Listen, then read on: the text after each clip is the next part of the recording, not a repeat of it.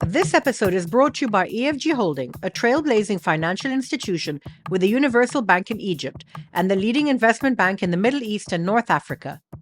Your first job was with Bloomberg. I believe it was that in London, but I don't think you stayed with them for very long. I came back from the States. I was lucky enough to get a job with Bloomberg, who at the time, as an organisation, were just beginning to hire journalists. I mean, Michael Bloomberg had only very recently sort of created the financial box that he was flogging to investment houses around the world, and you know, very sensibly saw the opportunity to stick some journalism around the product that they had. Yeah, I remember that phase. And it sort of, you know, it reminds me as we're speaking that, you know, we were crunching data at Bloomberg as young journalists, and I was one of the original cohorts. So, you know, you come into to Bloomberg, and then they would send you off to Princeton for 3 weeks to learn bond math and Fibonacci graphs and things, so that you could come back. So my first job at Bloomberg was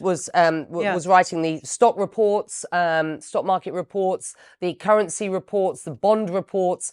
So I had a real, you know, I'd had a grounding in economics. I'd done my journalism training in Arizona, and then I got to really apply those skills in a proper business journalism environment. And I was there for about 2 years before an organization, or 18 months, 2 years before an organization called European Business News, which subsequently became CNBC Europe, got in touch with me and asked me whether I would be interested in doing some TV journalism. Now, look, let me tell you, when I was in Arizona at ASU, at the Walter Cronkite School of Journalism, there was a print side to the degree that I was doing, and there was a broadcast side to the MMC that I was doing, the master's program that I was doing, and I avoided the TV broadcast side almost like the plague. I just couldn't see how that was decent journalism as far as I was concerned. I was sort of wedded to print. That's what made sense to me. That's what felt normal. That's so interesting. That's what felt relevant. And it was interesting when European business... Well, at the time, print still ruled at the time. I mean, it was certainly king at the time, you know. Yeah, and I think, I mean, with the business journalism sort of bespoke beat that I had, I didn't see great value in taking a sort of broadcast journalism route, because there wasn't an awful lot of opportunity, quite frankly. European business. It was sort of pioneering. There wasn't much out there. It was, exactly. So what made you do it then? Well, European Business News had just launched. It was a startup. It sounded exciting. I went in. They asked me a whole bunch of sort of, you know, business questions, which, you know, I could answer sort of hands down. Then they asked me whether I could use an auto prompt, or whether I'd ever used an auto prompt, and I said I didn't know what they were talking about. So I fudged it by saying, you know, the nemesis of the bond markets is, of course, inflation. And he said, no, that is not what we don't need to know that your business acumen is good. You know, we just need to know whether you've ever used an auto prompt. I had no idea. About TV.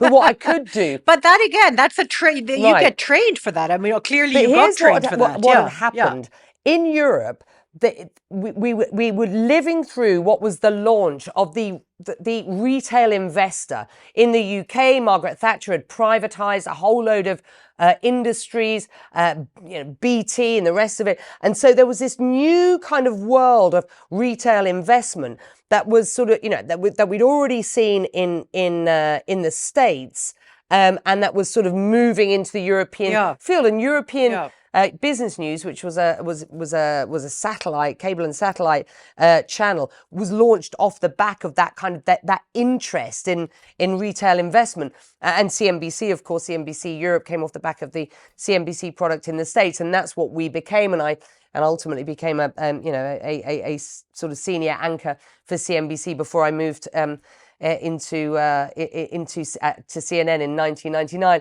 But so that was the field. I had no real sort of idea, but what they were looking for was somebody who could talk business.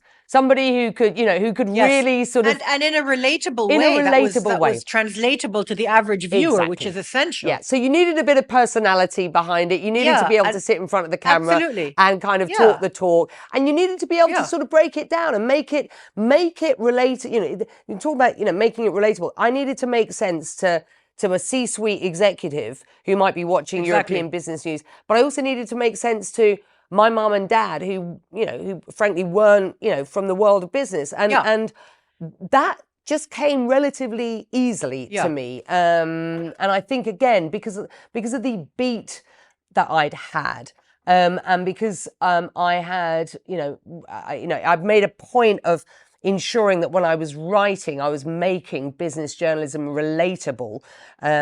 I think it worked. And but I think it's more than that, Becky. I think there's also an element of you being a people person, of being perhaps an extrovert. I mean, these are qualities that come across in broadcasting that don't come across in print. And perhaps made you take that leap of faith and say, I'll try it. Plus your age at the time, you were quite young. Yeah, absolutely. So, those things all come together, and you said, "Why not?" Probably, and you're ambitious, and you don't consider that that 2 years is anything but too long in any one company. I mean, we talk about a new ambitious generation now. We were equally as ambitious and equally as eager to move on, and equally as eager to get to that next stage. And so I mean, I went from Bloomberg to CNBC, spent a little bit of time at ITN on the way, launched a new channel in the UK called Channel 5. That was in 1997. I was the breakfast show host for that. That's when I did a little bit more sort of general news. And then CNN came knocking. And at that stage, I think they were looking for some business expertise.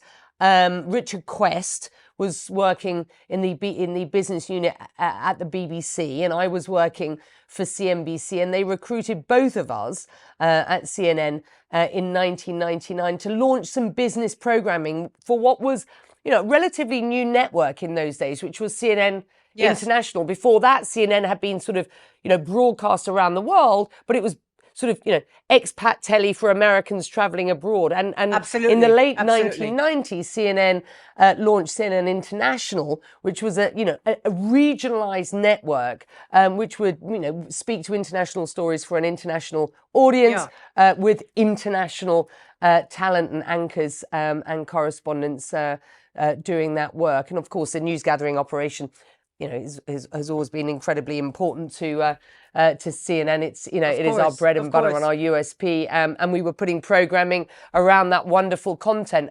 The business unit was a relatively new one. And we recruited around the programs that we launched in 1999. And the rest is history. I think this year is in fact, I know this year is 25 years for me at CNN. It's been a wonderful, wonderful journey. Yes. Is it really? Yeah. Congratulations. I'm not jumping around any longer. No.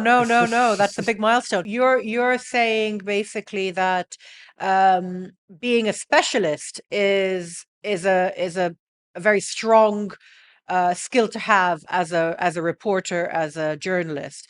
I think that's valid, and that's very interesting to discuss. You then went on to become a generalist. Obviously, now you're able to cover everything. Yeah, and I think that's interesting. Anybody who to anybody who asks me how I should get into journalism, the one thing that I don't suggest that a young student considers is necessarily a degree in media studies. I think yes. Anybody who's looking to get involved in journalism could do themselves a real service and specialize in something so that they come to the world of journalism equipped with a sort of with a sense of understanding, a depth of knowledge about a subject, and a set of questions, which you update, minute by minute, hour by hour, day by day, a set of questions about, you know, what they don't know about this subject and what they genuinely believe needs to be asked. I think it's you know, there's a real benefit to be gained in being a specialist, if only because it gives you an entry possibly into a media organisation that might be specialising in that very subject. What I learned from having a bespoke beat is understanding that as a, you know, let's call it a more general news journalist over the years, you know, that I needed to, you really need to drill down. You need to do your homework. You need to understand the subject as much as possible. And then you need to get out and ask the right questions to further understand what it is that you are reporting on, to ensure that you are doing a thoroughly good job of reporting on that subject. Absolutely. You know, and I think you can only know that if you've had the, you know, you know, if you've understood, you know, a particular subject well. Yeah. Exactly. Absolutely. I also think that being an expert in an area gives you simply the confidence to ask those questions, to ask anything, because you already know the answer that's coming your way. And I think that's invaluable, especially in an anchor position, regardless of what you're discussing. Having that ability to know, you know, I think is a strong skill. Or to know how to get to, you know, a point at which you feel that you are providing some substance. Exactly. Because, you know, there's a lot of people that we interview who are determined that they are, you know, going to provide only, you know, only what they, you know, only what their sort of talking points, you know, are set out on a, you know, on their yellow pad in front of them. So no, I think it's about knowing where, you know, carving out a route to get to where you need to be. That you have confidence. You, as an expert, you have the confidence to know how to do that. I want to move on, Becky, a little bit to looking more at your sort of not so much personal life, but I want to get a sense of what is a day in the life of Becky Anderson like. I mean, you mentioned earlier at the top of our discussion that you've got 2 young children. Walk me through a typical day.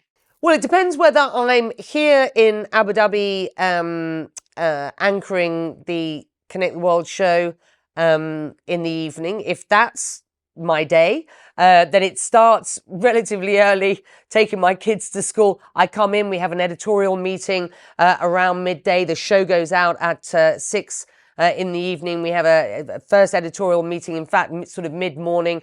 We work out what's going on around the world, where our news gathering is, what's happening as far as sort of, you know, the news cycle is concerned. We get the team together around midday. How big is the team, Becky? So how big is the team on the show? The team on the show here is 4 producers plus a supervising producer. Then I have the technical staff who are employed against the show, the engineers, obviously, who are huge support. Yeah. We have a remote editorial team supporting us in sort of copy editing functions in Atlanta, where CNN headquarters is as well. But the sort of core team that's based here is a team of 4 plus a supervising producer. A small but very, very, very brilliant, ambitious core Connect the World team. So we get together, we sort of, you know, we discuss what the news agenda is, we score out how we're going to work, you know, the news agenda across the 2 hours of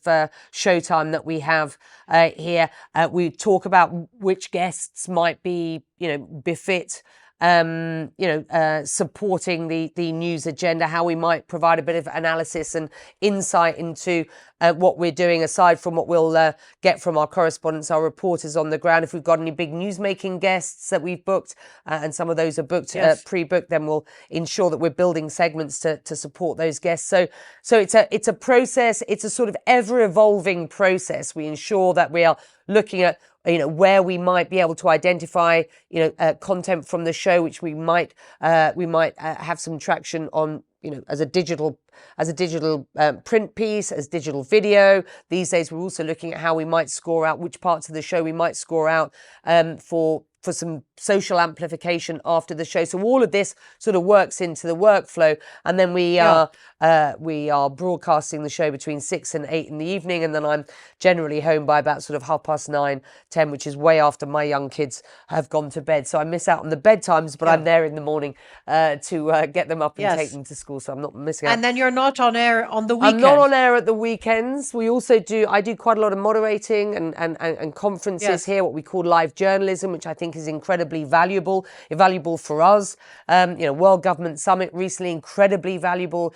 A real sort of focus on AI, which is which runs across sectors and industries. Here it was interesting. I was doing a lot of moderating some of the plenary sessions at the World Government Summit this year. The story that is Abu Dhabi and the UAE these days is a story of a country that is almost acting as a sort of AI incubator. It is absolutely remarkable to see how AI is being applied across sectors here. And the World Government Summit was really convened this year to bring in the most important and relevant speakers across the world of AI. And I think, it's times like that when it takes a bit of time out of my sort of daily routine to ensure that I'm set up to sufficiently, to sort of expertly carry out these moderating and conferences, but they're hugely valuable. We call it live journalism, these events. This is where you really pick up some fantastic opportunities with news-making guests. If I'm not here in the UAE, it is because I'm either on holiday, which is relatively rare, or I'm deployed on a story. October the 7th, I deployed in the evening to Tel Aviv and was there for the first month of that story, working both out of Tel Aviv, the West Bank, then went into Qatar, and so we've been working around the region on this latest story. That was, those days are long days. Those are longer than my sort of normal working day, which is about 10, 12 hours. Those days can be 18, 20, 22-hour days, and there are no days off. Before we close up, Becky, I just want to zoom out for a minute on an issue that I've been thinking a lot about, and I've been speaking about with several of my guests recently, which is this idea that we're in a situation globally where there's a confluence of things happening all at once. We've got climate change, we've got threats to democracy, we've got a year coming up where we've got, I think, the most elections happening in 1 year that we have seen in maybe ever. And then you've got this increase in north-south tension, also related perhaps to climate. And I wonder, in the position you hold, you see all that because you've got the bird's eye view, but you've also obviously got the detailed aspect of it as well. How do you feel about all these issues coming together at once? I, for one, am petrified, and well, when you think about all these things, it's overwhelming. All of these things can be overwhelming, and I think my job is to ask myself regularly, how do we better tell these stories? Let me give you an example. The climate crisis, an existential threat. I mean, you'd be hard-pressed to find most sensible people these days who do not get why climate is a really important story. But I don't think we have told the story of the climate crisis well enough yet. I think that, and I'm talking across media and including what you find on social media, it can be doom-laden, it can be frightening, it can be overwhelming. And I think we need to do a better job on that. I think we should consider and reflect on how we covered the COVID crisis. I think we should consider and reflect on how we are telling the story of the rewiring of globalization. All of these things are happening at the same time, and it's getting very, very noisy out there. And as a journalist, at times I feel overwhelmed. So I can only imagine what those who are sort of on the receiving end of my journalism are feeling. So one of the things that we've sort of developed here, which I'm really proud of, and it speaks to how we are very mindful about how we're telling stories, is the CNN Academy. The CNN Academy was a germ of an idea that we established here in Abu Dhabi to better empower and train journalists and storytellers for the next generation. This year during COP, we ran a simulation here in Abu Dhabi as part of the CNN Academy, where we brought in about 120 students from around the world who are part of the sort of CNN Academy sort of infrastructure around the world, plus those students who were going through the academy here in Abu Dhabi, plus 15 global South storytellers who had applied to be part of Academy around COP28. And the reason we convened, more than 100 youngsters during the COP28 meeting here in the UAE was to understand from them and to better equip them with. So understand from them what they found difficult to get their arms around when it came to climate change, and then how we can better equip them to tell the story of climate change. We are incredibly proud of the work that we've done with the CNN Academy. And climate crisis is only part of that. That's a great pillar. And that's just but one that's subject just one area, subject right? area. That's just You go from AI to tech to health to whatever it is, there is a really, and we were talking at the beginning of this podcast about the importance of bespoke journalism, of seeing if you can find yourself some expertise before you really consider, becoming a good storyteller. CNN brings to these students, opens the door to these students, all of the sort of technical expertise that this great brand has to offer in what is an online hub, and then access both virtually and in person to CNN assets around the world. We run a simulation here, a climate crisis simulation around the COP28 event. So, a climate crisis story. So in sort of, safe to fail, real life experience of a breaking news story around, very specifically around climate crisis. And it's as important for us as journalists at CNN to consider, how we better tell these stories as it is for us to offer ourselves up for a new generation of storytellers that we can empower and train. So it's something that we've been... Yeah, and presumably you have a crop of potential future employees as well there, which is very important. Absolutely. Our academicians have been through internships and have got jobs at CNN and have got jobs in other organizations. And one of the things that we get questions on again and again from the academicians, and they're really good questions, is how is technology changing, your world of journalism? And I think my answer to that is the following. I've been in this job for 30 years, 25 years at CNN. And in that time, everything has changed and nothing has changed. Everything has changed to the extent that technology allows you to disseminate a story. Anyone can disseminate a story from anywhere, anytime.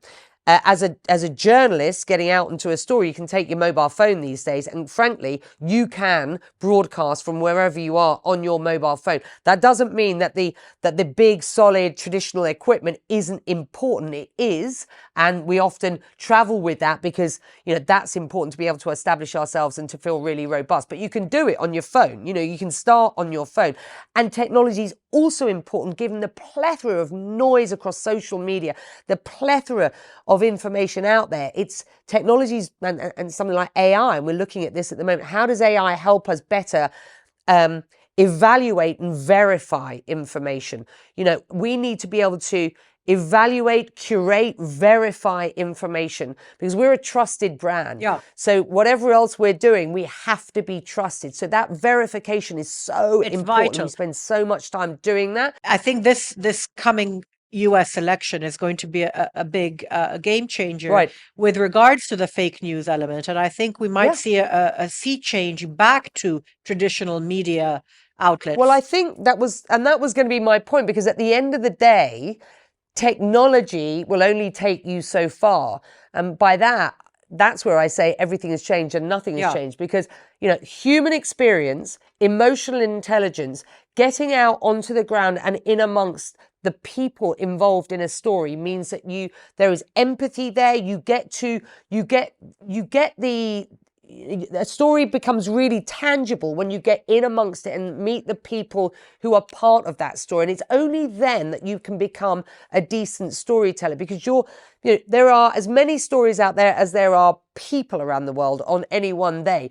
Being able to craft a story properly means having some experience of that story. Like I say, some emotional intelligence.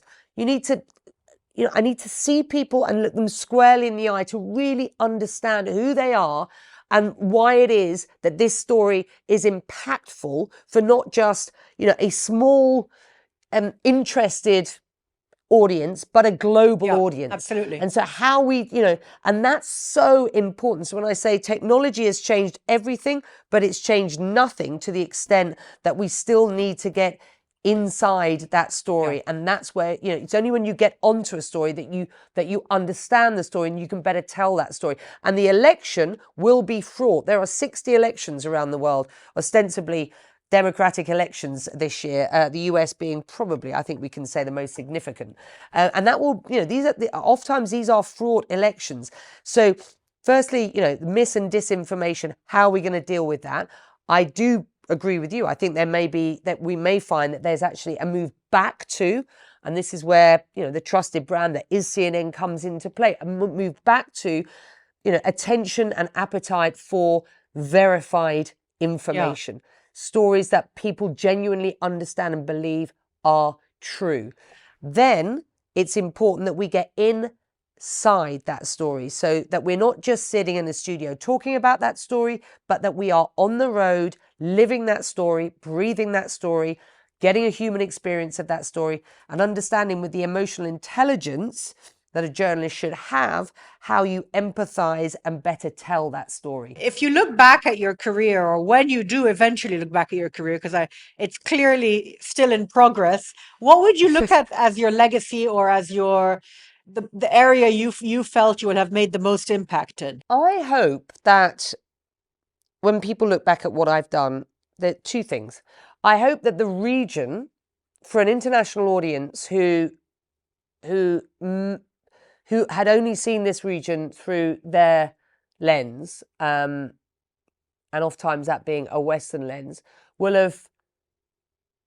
have had an opportunity to understand, the underbelly, as it were, good and bad. But I want people to understand this region better. And if there's any legacy I leave when I finish my professional life here, I'd hope to stay even when I'm too old to do the work. But when I have to hang up the journalistic boots, as it were, I'd hope that people around the world understood better the people from this region, the culture of this region, the dynamism of this region, and the spirit. I want people to understand, this place as well as I am learning to understand this place. I've been lucky enough to be here long enough to really see the evolution of this country. And you've been there at a very pivotal time in the region as well. Absolutely. And the good, bad, and indifferent from this region. So that's what I have made a real point of ensuring that we provide, proper platform for women's and young girls' voices on whatever story that we do. And I don't apologize for that. I certainly don't do that to the detriment of ensuring that we have, men and young boys' voices on my show as well. But I do think that it's that we have provided real platform. We've gone out of our way to do it, and I'm very proud of that. And I hope that we've made a little bit of difference, and we've helped to empower women and young girls, both here and around the world.